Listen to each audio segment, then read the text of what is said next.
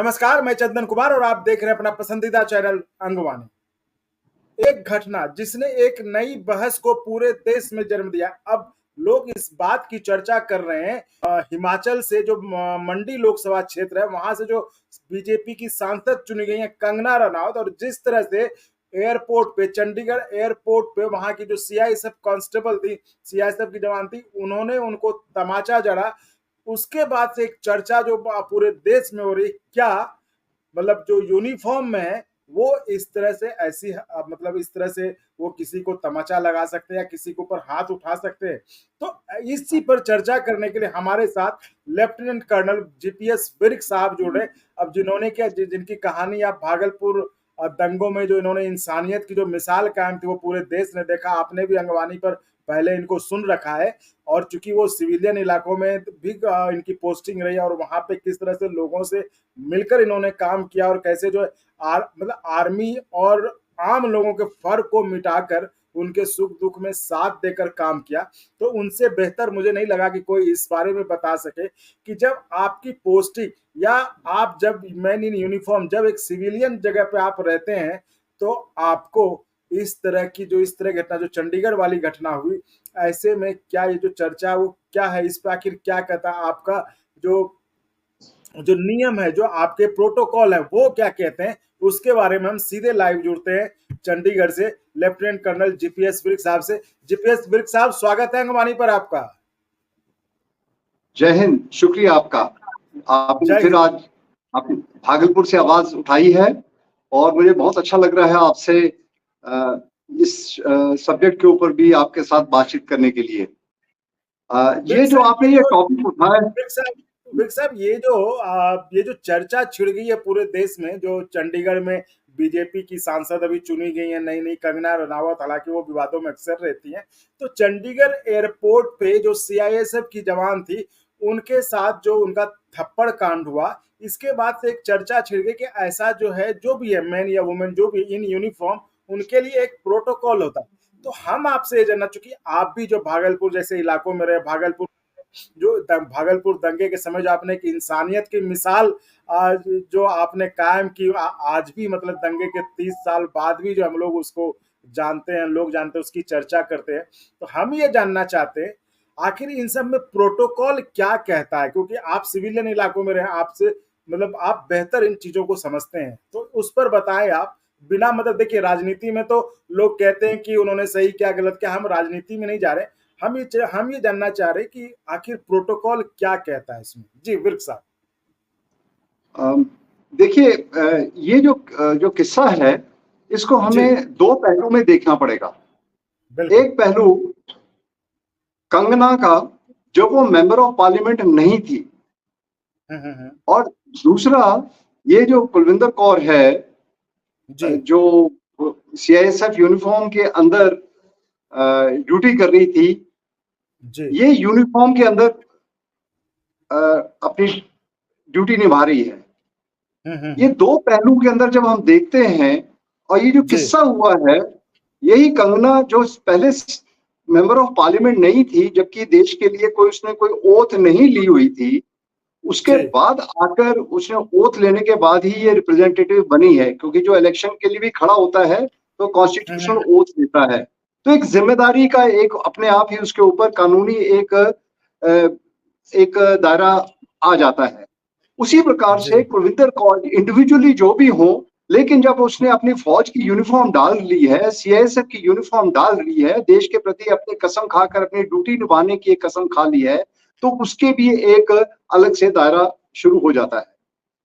अभी प्रॉब्लम कहां पर आई है? प्रॉब्लम वहां पर आई है जहां पर कि ये फार्मर्स प्रोटेस्ट जब हो रही थी, तो फार्मर्स प्रोटेस्ट, आपको पता है कि कॉन्स्टिट्यूशनल अगर कोई चीज अगर सॉल्व नहीं हो रही है, तो यहाँ पे सुप्रीम कोर्ट ने भी इस चीज को बकायदा ठीक अपने बताया हुआ है कि भाई प्रोटेस्ट आप कर सकते हैं।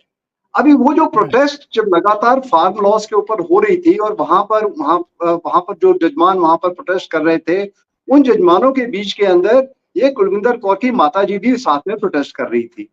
अभी उस समय जो भी इसकी पॉलिटिक्स हो, चाहे इसके पीछे क्या इसके मसले हैं, वो सबको पता है। और उसके ऊपर वो प्रोटेस्ट के ऊपर जैसे भी जिसका भी मन किया, जैसे भी उसने कमेंट पास किए, किसी ने भी किए, वो एक अलग बात है। उसी समय के अंदर जो कंगना एक सेलिब्रिटी भी थी, और उस समय वो पार्ट ऑफ पीपल, जो सेलिब्रिटीज होते हैं वो they are generally more popular with, आम जनता के साथ ज्यादा पॉपुलर होते हैं। लेकिन जिस प्रकार से उसने रिमार्क पास किए थे, वो कहीं ना कहीं ये पूरी पॉपुलेशन के अंदर, खास करके पंजाब के अंदर, और पंजाब की जो वुमेन नारीज हैं और दूसरे जो प्रोटेस्टर्स हैं, उनके बीच में ठेस लग गई, मन में ठेस लग गई, किसी तरीके से जैसे मन में ठेस लगना है। और जब एक किसी इंसान के किसी प्रकार से अगर मन के अंदर बहुत बड़ी वो ठेस लग जाए, और खास करके अभी नौ कुलविंदर कौर की माता भी उसी प्रोटेस्ट में थी, तो ये पूरे पंजाब के अंदर, ये इस एरिया के अंदर प्रोटेस्टर्स, ये नहीं कि सिर्फ पंजाब के ही थे, पूरे इंडिया से प्रोटेस्टर्स थे। लेकिन खास करके इनके ऊपर जब टारगेट किया गया कि ये 100-100 रुपए के ऊपर ये लेडीज आ जाती हैं और प्रोटेस्ट के में धरना देती हैं या प्रोटेस्ट करती हैं, तो ये कहीं ना कहीं कुलविंदर कौर के मन के अंदर एक बहुत बड़ी ठेस लग गई। नो अनफॉर्चुनेटली कह लीजिए कि the same human being, human resource जो होती है, जब वो अपनी यूनिफॉर्म के अंदर है तो एक बात है, राइट, और उसके बाद उसको दोनों चीजों को संभाल करनी पड़ती है। जैसे आप अपने भागलपुर की बात की, तो वहां पर भी हम देखते थे कि इलीगल काम बहुत हो रहे थे, अनफॉर्चुनेटली बहुत अन्याय हो रहा था। लेकिन फिर भी जब यूनिफॉर्म के अंदर बंदा आता है तो उसमें हमें अपने जो कुछ दायरे के अंदर रह के काम करने पड़ते हैं, और कोशिश करनी पड़ती है कि किसी भी तरीके से प्रॉब्लम्स को ड्यूटी के दौरान पर संभाला जाए। लेकिन क्या हुआ कि जब ये जिम्मेदार कंगना, अभी तो मैं उनको ऑनरेबल मेंबर ऑफ पार्लियामेंट कहूंगा, क्योंकि जब वो पीपल रिप्रेजेंटेटिव बन गई हैं, तो उनका कोड ऑफ कंडक्ट के अंदर वो पहला वाला कोड ऑफ कंडक्ट नहीं रहेगा। अभी उसका कोड ऑफ कंडक्ट जो कॉन्स्टिट्यूशनल होगा। अभी वहां पर ये एसआईटी अभी लग गई है कि क्या कार्रवाई हुई, क्या वहां पर हादसा हुआ कि जहां पर आकर इस बच्ची को, बच्ची तो नहीं कहूंगा, ऑफिसर ऑन ड्यूटी इसको कहूंगा, ऑफिसर ऑन ड्यूटी को कि एकदम से वो भड़की। मे बी या तो एक स्टोरी ये है कि the honourable member of parliament Kangana Ranaut ji ने अपना वो सिक्योरिटी चेक करने के लिए मनाही कर दी या रुकावट पैदा कर दी, और वो वहां पर ड्यूटी करते हुए अपनी ड्यूटी को निभा नहीं पा रही थी। कहीं पर वो जो पुरानी बात है और इसकी ये जो as a member of parliament की जो ईगो है बीच में क्लैश कर गई, और क्लैश होने के साथ दोनों पर्सनैलिटीज के बीच में एक ये जो हादसा हुआ, ये दोनों के लिए ही, सबक के लिए है, ये पार्लियामेंट्रीज के लिए भी सबक के लिए है, जो कॉन्स्टिट्यूशनल जो जिम्मेदारी उठाते हैं और जो ड्यूटी के ऊपर जो है उनको कैसे अपने आप को अपनी ड्यूटी को निभाना है, दोनों के लिए है। क्योंकि हो सकता है कि घर के मसले या पिछले जो इमोशनल हमारे जो इलाके के अंदर जो प्रॉब्लम्स पंजाब की अलग से हैं, फार्मर्स की अलग से हैं, उसकी प्रोटेस्ट लगातार चल रही है, कहीं ना कहीं जो घर की बातें हैं वो फौजी के अंदर, दिमाग के अंदर भी कहीं ना कहीं बनी रहती हैं।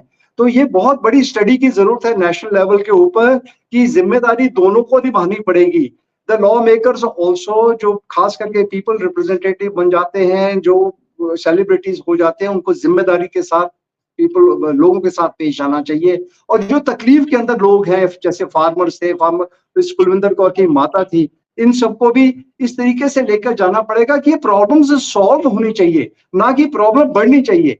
और प्रॉब्लम अभी इतनी बढ़ गई है कि अभी मेरे ख्याल में जितनी कुलविंदर कौर सेलिब्रिटी बन गई है, वो कंगना के मुकाबले में अभी अब ऐसे लग रहा है कि जैसे कि कहीं पर भी वर्ल्ड में जाए तो she'll be celebrated, she'll be honoured more than Kangana. So we have to be very very responsible. गलती मैं कहूंगा इस समय अगर इंडिविजुअली मेरे से पूछो तो देखो, आप खुद किसी गलती के अंदर फंसोगे तो नुकसान हो सकता है, तो दोनों की गलती है। अगर डिसिप्लिन पॉइंट ऑफ व्यू से देखा जाए, गलती दोनों की है, दोनों के कसूरवार हैं, और दोनों ही इसका जो हर्जाना भुगतना पड़ेगा। अभी क्या हर्जाना भुगतना पड़ेगा ये अभी आने वाली जो इंक्वायरी है या जो जस्टिस मिलना है या जो भी इसका होगा, इसके बारे में बाद में पता लगेगा। But it is very unfortunate, ये इंसिडेंट बहुत ही अनफॉर्चुनेट है, हमारे लिए कोई शोभा नहीं देता ना ये मेंबर ऑफ पार्लियामेंट इसके लिए शोभा दे रहा है, ना ऑफिसर ऑन ड्यूटी जो है उसको शोभा दे रहा है। लेकिन कृपा करके कहीं ना कहीं हमें ये निकालना पड़ेगा, सोल्यूशन निकालना पड़ेगा कि किस प्रकार से हम पब्लिक को भी प्रोटेस्ट में ना आने दें, कोई ना कोई ऐसी पॉलिसी ना बनाए जिससे लोग नुकसान पे रहें, क्योंकि ये देश की इंटीग्रिटी, देश की सिक्योरिटी, देश की इज्जत सब कुछ इसके अंदर शामिल हो जाती है। आम बंदा कर जाता तो शायद इतना नहीं खबर में आता, लेकिन दोनों जिम्मेदार हैं। Member of parliament is also जिम्मेदार और cop on duty is also जिम्मेदार। दोनों का आपस में ये क्लैश होना, it is unfortunate, it is not a good sign, it needs, हमें बहुत कुछ इससे सीखना पड़ेगा और अपने समाज को और भी धीरे धीरे समझाना पड़ेगा कि भाई इसमें देखो, it's very very difficult situation now.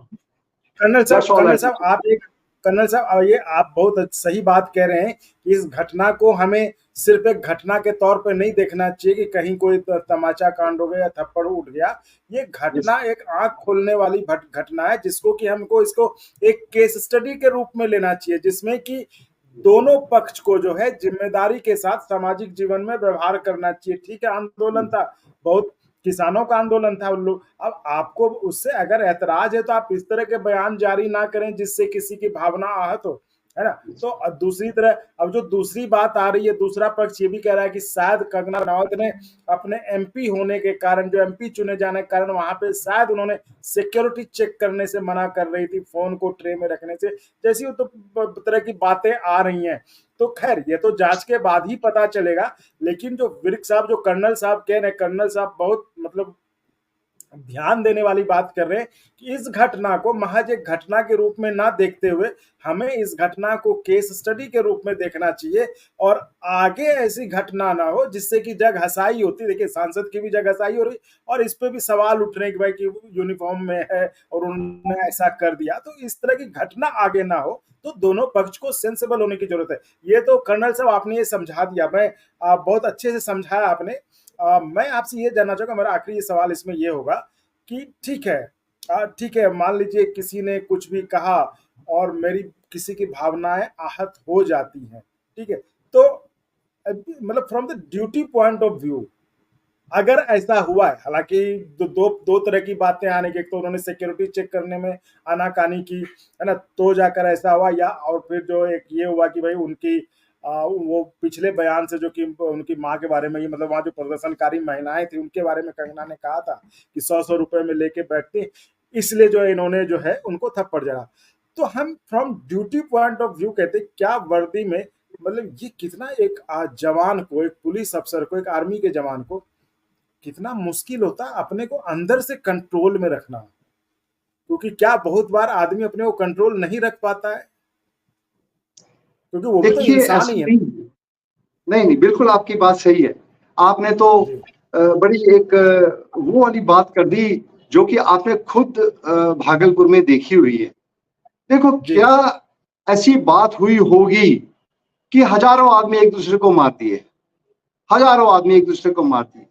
वो जो मन के अंदर जब किसी की इज्जत, बेइज्जती, ठेस, क्रिमिनलिटी अगर कहीं ना कहीं घुस जाए, किसी तरीके से गलत हो जाए, और खास करके जब धार्मिक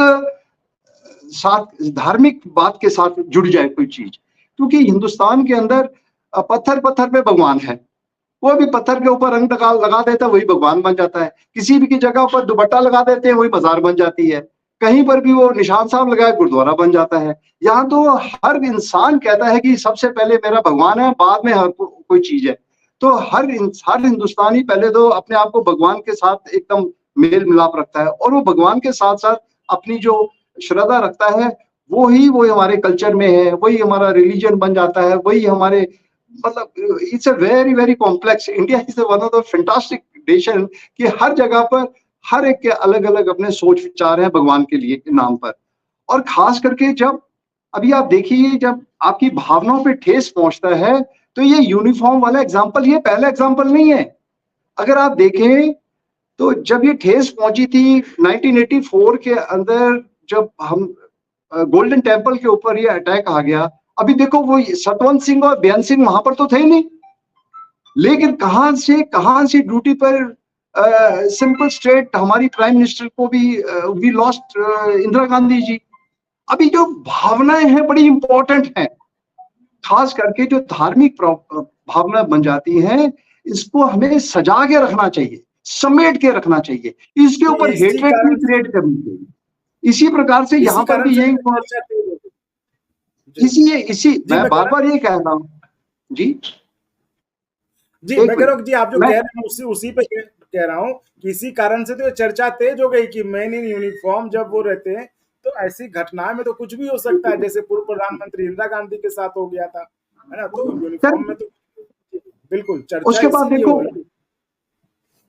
और इसी के जब आप कॉप की बात करते हो, कहीं ना कहीं धार्मिक बातें बीच में जरूर आ जाती हैं। इसके अंदर भी यही हुआ है कि अभी खालसा एक शुद्ध शब्द है, प्योर खालसा, लेकिन ये पहली बार ये पंजाब में एक सिलसिलेवार एक चीज देखी जा रही है कि खालसा को खालिस्तानी कहना शुरू कर दिया।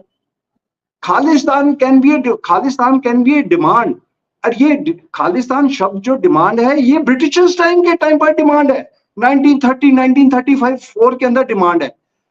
दैट मीन्स उस टाइम पर भी जो सिख कौम थी, यहाँ पर ब्रिटिशर्स से अलग से अपना खालिस्तान ढूंढ रहे थे।